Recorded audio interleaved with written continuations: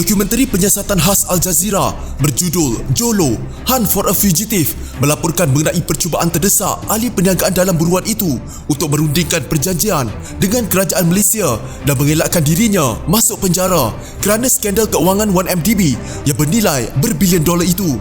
Dokumentari kendalian wartawan Mary Ann Jolie memaparkan rakaman telefon baru Low Tech Joe dengan pihak berkuasa Malaysia dari Mei hingga November 2018 ketika dia berusaha membuat perjanjian dengan pentadbiran Pakatan Harapan pimpinan Dr. Mahathir Mohamad yang baru dipilih. Saya dah jadi daripada dapat bertemu dengan orang menjadi seperti sekarang. Saya berada dalam keadaan terkurung, kata Low sebelum meneruskan tuduhan 1MDB dengan menuding kepada bekas Perdana Menteri Najib Razak yang juga Menteri Keuangan ketika skandal itu. Syarikat pelaburan negara berkenaan terdedah.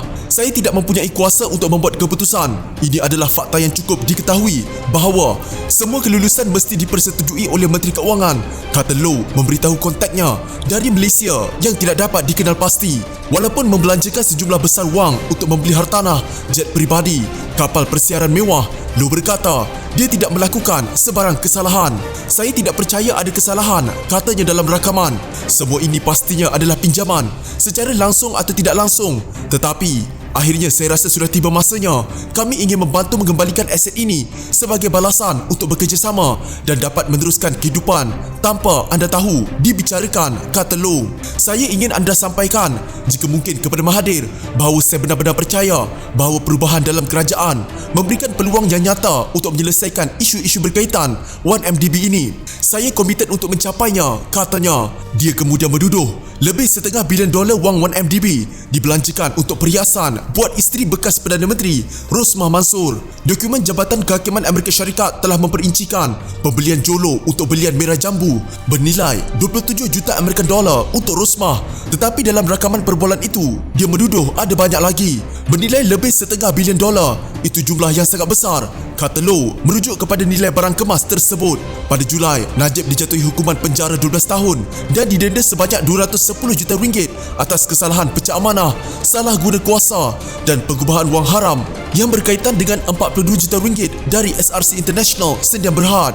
Perbicaraan rasuah 1MDB bernilai 2.28 bilion ringgit atas 4 tuduhan penyalahgunaan kuasa dan 21 tuduhan pengubahan wang haram telah ditangguhkan kerana Perintah Kawalan Pergerakan Bersyarat MCO di Selangor, Putrajaya dan Kuala Lumpur hingga awal Disember. Dalam dokumentari ini juga, selepas Low melemparkan tuduhan terhadap Najib, dia kemudian mengaitkan rakan perniagaan 1MDB di Emiriah Arab Bersatu.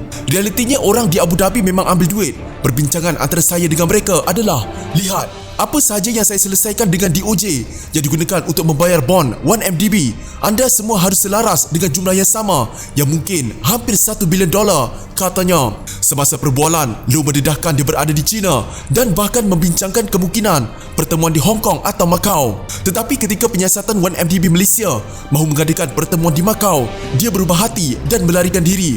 Kerana semua orang tangkap itu, anda tahu, secara efektif orang-orang UAE tidak menganggapnya selamat. Jadi, saya baru saja masuk ke Dubai, kata Low mengenai cubaannya memasuki negara itu. Low kemudian menjelaskan bagaimana UAE berada dalam keadaan sangat paranoid sekarang. Jadi saya rasa ia suatu yang sangat mencabar bagi saya mendapatkan izin untuk bertemu para penyiasat.